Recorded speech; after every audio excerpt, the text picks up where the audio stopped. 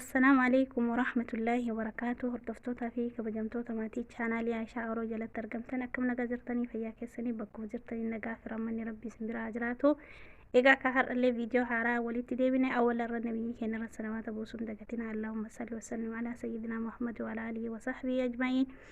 فيديو حارا سني كبا وروني channel كي يفارا تاتن سبسكرايب قتشود أنجرا ماتي كيا دبلما وري دورة جرتا لايكي كومنتي شيري قتشود أولا جد بسنو سنين جدا كومنتي غاري كاودان صندوق كومنتي اسيغا ديزرا سنين جدا بولينتيا هر اللي كمتك كنافا دلغن قبدي سنين دفيتني جرا كنافا نو مالي كجدو سما ولما الى الله كنافا نياتا حلا جرم كان بونا وجين دوغمو جچودا بونا قهوه عربي وجيني ijoolleen biyya arabaa jirtan hundi keessanuu beektan jedheetii yaada akkuma argitan asitti kunaafa qopheesseetiin jira. Heeliidha akkamaadha, akkasuma gishxaa lama, sukkaara maankaa lama, samiin faarmi isa jedhamu qopheeffadheetiin jira.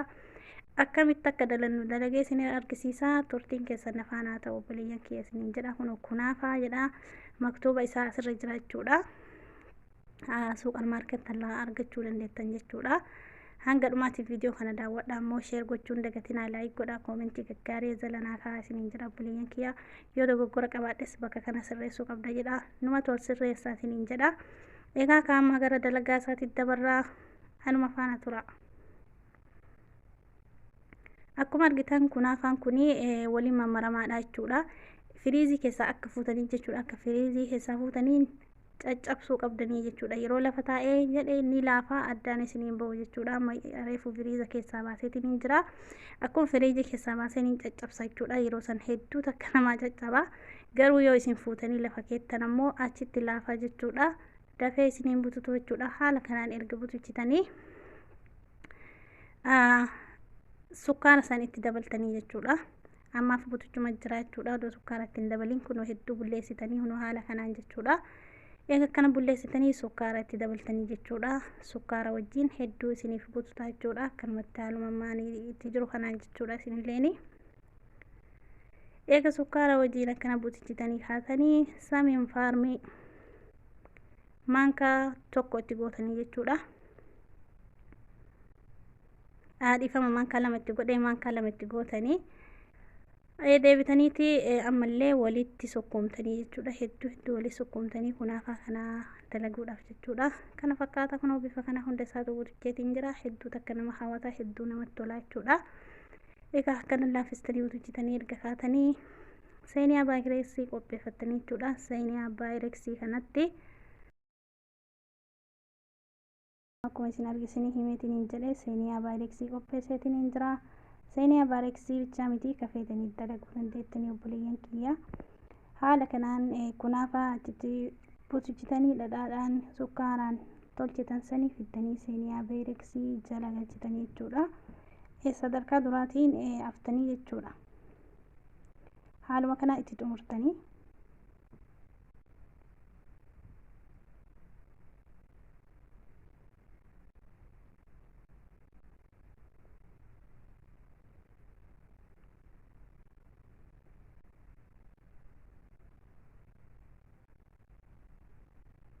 maashaallah kunoo kana fakkaata.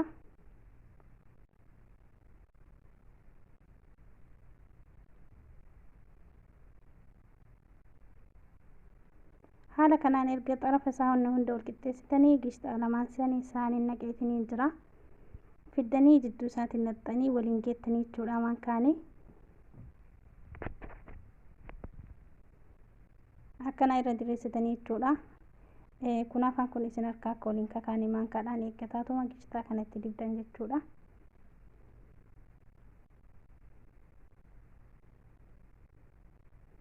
kunaafaan akkaataa hedduun jira. kanan dalagu kana hedduu takka jaallatanii hedduu mi'aaya. isinis dalagaatii yaada keessan koomentii jalannaa barreessaa isinitti tole jechuudha.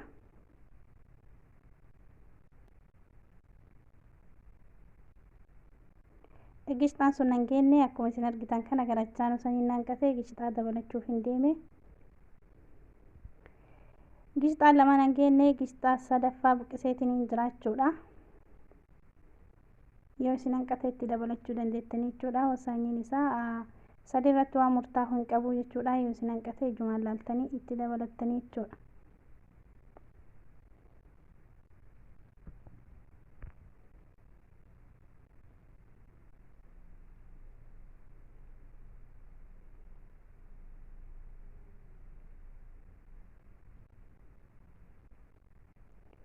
maashaallah kana fakkaataa daarii seeniyaa keessanii sooftiidhaan qulqulleessitanii yoo inni gishtaan itti badee ta'e jechuudha. Amma heelii irra firfirsitanii jechuudha. Jidduu isaa kana keessa heelii firfirsitanii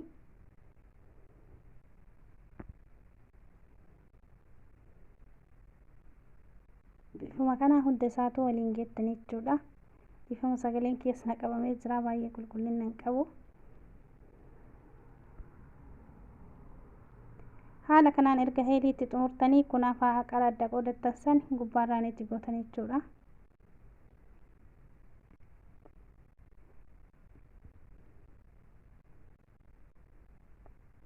Hedduu takka namatti tolaa, bifa kanaan hojjedha. Warri kunaafaa jaalattan immoo jalannaa barreessaa.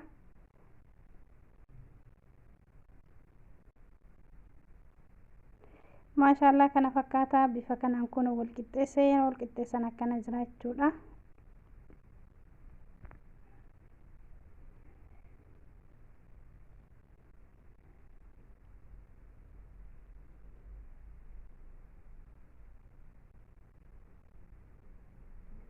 haala kanaan furuunii jala qofaan qabsiistanii furuunii keessa galchitanii jechuudha.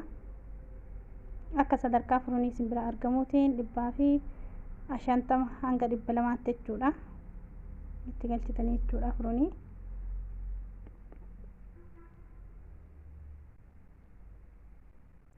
maashaallah kunoo kana fakkaatti bifa kanaan bilchaatte loon addaa hedduu takka bareeddi.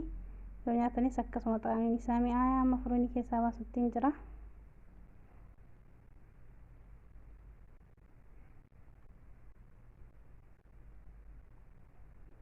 maashaallah waaw hedduu takka namatti tolaa ijumattuu jechuudha.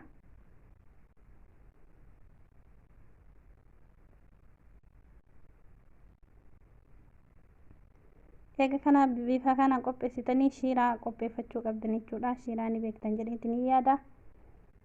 Shiiraa sukkaara wajjin qopheessitanii sukkaarumaa fi bishaan walitti ibiddarra danfistanii itti namaltanii jechuudha. Heelii keessa buustanii waliin danfistanii sukkaaraa fi bishaan heelii ibiddarra keessanii jechuudha. Maaliif akka kunaafaan kun jedhu taasisaa. Kunoo bifa kanaan kukkutaatiin jira. Isinis akka kana dalagattan abdii isinirraa qaba. Hedduu takka mi'oofti. Asumaanuu kafayyaa isinii haa ta'u, nuufillee kafayyaa haa ta'u isiniin jedha. Haga viidiyoo biraatiin walitti deebinutti. Assalaamu alaykum warahmatullaahi wabarakaatuh. Nagaa keessa naa jiraadha.